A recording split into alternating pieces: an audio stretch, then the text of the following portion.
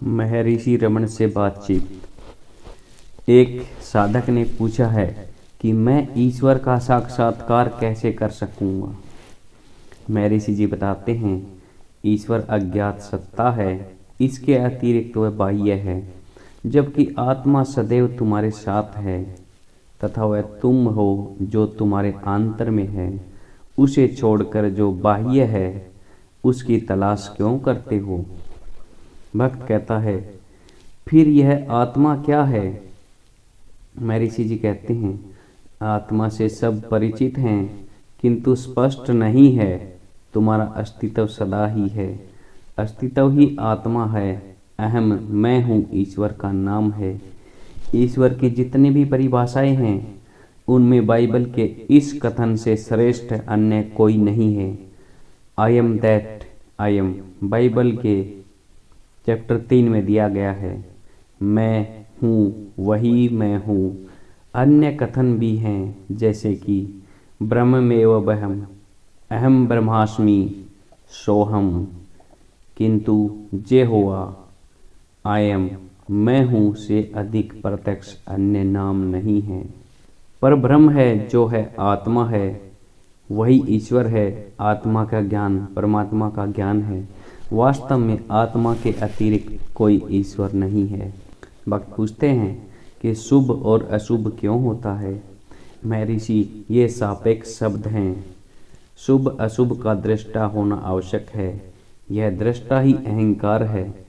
अहंकार के स्रोत को खोजो, वह आत्मा में समाप्त होता है। अहंकार का स्रोत ईश्वर है। ईश्वर की यह परिभाषा कदाचित तुम्हारे लिए अधिक स्पष्ट व सुलभ होगी। भक्त, ऐसा ही है। आनंद की प्राप्ति कैसे हो। महर्षि, आनंद कोई प्राप्त करने की वस्तु नहीं है। इसके विपरीत तुम निरंतर आनंद हो। आनंद की इच्छा अपूर्णता के भाव से उत्पन्न होती है। यह अपूर्णता का भाव किसको हो। आनंद की इच्छा अपूर्णता के भाव से होती है। खोजो, गहन निद्रा में तुम सानंद थे, अब तुम वैसे नहीं हो। उस आनंद तथा अब की निरानंद अवस्था के मध्य कौन सी बाधा है। वह बाधा अहंकार है। उसके मूल की खोजो और जान लो कि तुम आनंद हो। कुछ नवीन वस्तु प्राप्त करना नहीं है। इसके विपरीत तुम्हें तो केवल उस अज्ञान से बचना है जिससे तुम समझते हो कि तुम आनंद से भिन्न हो। यह अज्ञान किसको है। यह अहंकार को है। अहंकार के मूल को खोज लो, तब अहंकार नष्ट हो जाएगा और आनंद ही रहेगा। वह नित्य है, तुम वही हो। यही और अभी सारे संशय के निवारण के लिए यही सर्वोत्तम उपाय है। संशय मन में उदय होते हैं। मन की उत्पत्ति अहंकार से होती है और अहंकार आत्मा से उदय होता है। अहंकार के स्रोत को खोजो तो आत्मा प्रकट होगी। केवल उसी की सत्ता है। जगत आत्मा का ही विराट रूप है। यह आत्मा से भिन्न नहीं है। भक्त पूछता है, जीवन का श्रेष्ठतम मार्ग क्या है। महर्षि, व्यक्ति ज्ञानी है अथवा अज्ञानी, उसके अनुसार भेद होगा। ज्ञानी की दृष्टि में आत्मा से परे अथवा भिन्न कुछ भी नहीं है, सब आत्मा में है। यह अनुमान मिथ्या है कि जगत है, उसमें एक शरीर है तथा उस शरीर में तुम निवास करते हो। यदि सत्य जान लिया जाए तो जगत तथा उसके परे जो भी है केवल आत्मा में ही प्रतीत होता है। व्यक्ति की दृष्टि के अनुसार भिन्न दृष्टिकोण होता है। चक्षु दृष्टि से है। नेत्र कहीं एक केंद्र में स्थित होंगे। यदि तुम स्थूल नेत्रों से देख रहे हो तो तुमको दूसरे भी स्थूल दिखेंगे। यदि सूक्ष्म दृष्टि अथवा मन से देखोगे तो दूसरे भी सूक्ष्म ही दिखेंगे। यदि नेत्र आत्मा हो जाए तो आत्मा के निस्सीम होने के कारण नेत्र भी निस्सीम हो जाएंगे। आत्मा से भिन्न दिखने को अन्य कुछ भी नहीं है। उन्होंने महर्षि जी के प्रति कृतज्ञता प्रदर्शित की उन्हें बताया गया कि कृतज्ञता ज्ञापन करने का सर्वश्रेष्ठ मार्ग सदैव आत्म भाव से रहना है।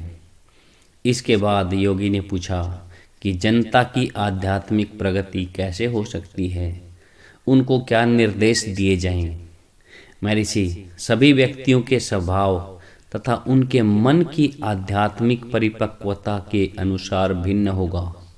सबके लिए सामान्य निर्देश नहीं हो सकते। भक्त पूछता है, ईश्वर जगत में कष्ट क्यों करने और क्यों होने देते हैं? क्या उसे अपनी सर्वसामर्थ्य से उस उन्मूलन एक ही बार में कर देना या सर्वसाधारण को ईश्वर का साक्षात्कार सुलभ कर देना उचित नहीं है? महर्षि, कष्ट ही ईश्वर के साक्षात्कार का मार्ग है। भक्त, क्या उसे अन्य व्यवस्था करना उचित नहीं? महर्षि, यही मार्ग है। भक्त, क्या योग धर्म आदि दुख के उपचार हैं? महर्षि, वे दुख पर विजय पाने में सहायता करते हैं। भक्त, दुख क्यों होते हैं? महर्षि जी कहते हैं, कौन दुख भोगता है, दुख क्या है, इसका कोई उत्तर नहीं। अंततः योगी खड़े हुए अपने निजी कार्य हेतु महर्षि के आशीर्वाद के लिए प्रार्थना की एवं इतनी शीघ्र वापस जाने पर अत्यंत खेद प्रकट किया। वे अत्यंत सरल, श्रद्धावान एवं भावुक भी प्रतीत हो रहे थे। जैसा कि गहन निद्रा के उदाहरण में देह भोजन करती है, भोजन के लिए जल की आवश्यकता होती है।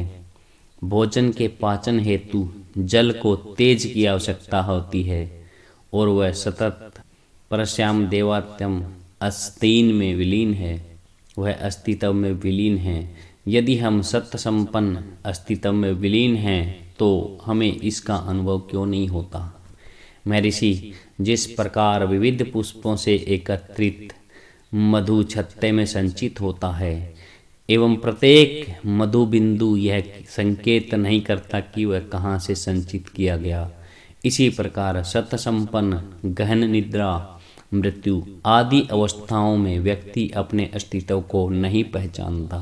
वे उस अवस्था में अनजाने ही चले जाते हैं, परंतु जागने पर वे अपने मूल व्यक्तिगत गुणों को फिर से ग्रहण कर लेते हैं। भक्त, मधु यद्यपि भिन्न भिन्न पुष्पों से संचित होकर छत्ते का रूप ग्रहण कर लेता है तथा उसमें व्यक्तिगत गुण नहीं होते, किंतु मधु बिंदुओं का कोई अलग अस्तित्व नहीं होता और वे अपने स्रोत में पुनः नहीं जाते, जबकि व्यक्ति गहन निद्रा में जाने के बाद पहले के व्यक्ति के समान ही जागता है। ऐसा क्यों? महर्षि, जिस प्रकार सरिताएं समुद्र में लुप्त हो अपना अस्तित्व समाप्त कर देती हैं तथा पुनः जल भाप बनकर पर्वतों पर वर्षा के रूप में फिर वापस आता है तथा सरिता के मार्ग से पुनः समुद्र में आता है, इसी प्रकार जीव निद्रा में अपना व्यक्तित्व खो देते हैं, किंतु फिर पहले की वासनाओं के कारण बिना जाने ही व्यक्ति के रूप में वापस आते हैं। इस प्रकार मृत्यु में भी सत्य का अभाव नहीं होता। भक्त, यह कैसे हो सकता है? महर्षि, देखो, एक पेड़ जिसकी शाखाएं काट दी गई हैं कैसे फिर बढ़ता है। जब तक उसका जीवन स्रोत प्रभावित नहीं होगा वह बढ़ेगा।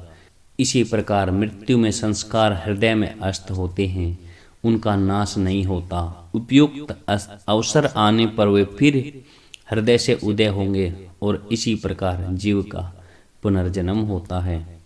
भक्त, हृदय में अस्त इन सूक्ष्म संस्कारों से इस विशाल विश्व का अंकुरित होना किस प्रकार संभव है?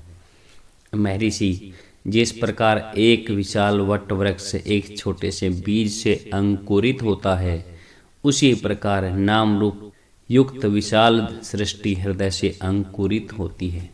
यदि सत्य ही मूल स्रोत है तो उसका अनुभव क्यों नहीं होता? महर्षि, डल्ली के रूप में नमक दिखता है किंतु वह विलयन में नहीं दिखता, तथापि उसके स्वाद से उसके अस्तित्व का भान होता है। इसी प्रकार यद्यपि सत्य बुद्धि गम्य नहीं है, तथापि अन्य प्रकार से उससे परे होकर उसकी अनुभूति हो सकती है। भक्त किस प्रकार? महर्षि, जिस प्रकार चोरों द्वारा नेत्रों पर कपड़ा बांधकर वन में छोड़ा गया मनुष्य पूछता है कि अपने घर का पता लगाकर लौट आता है, उसी प्रकार भ्रांत पुरुष अन्य पुरुषों से जो इस प्रकार अज्ञानी नहीं है जिज्ञासा कर अपने उद्गम स्थान को खोजकर वहीं लौट आता है। भक्त, यदि ऐसा है तो ज्ञानी हो अथवा अज्ञानी, देह त्याग का प्रकार तो एक ही है। फिर अज्ञानी का पुनर्जन्म क्यों होता है जबकि ज्ञानी का नहीं?